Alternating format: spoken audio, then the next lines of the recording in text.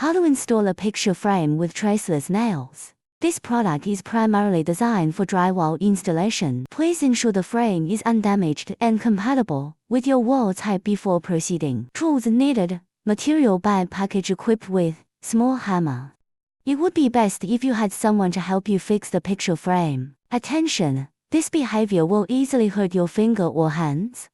We recommend using expansion screws for installation. After disassembled, the frame separates into left and right sections. Once the installation area is confirmed, take the right side frame section. Take out the accessories bag from the package.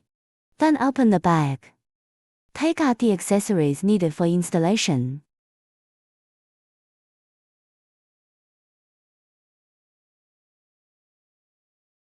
Take out the traceless nails. Fix the traceless nails at the edge of the picture frame to fit the gap. Use a small hammer to hit the protruding steel nails.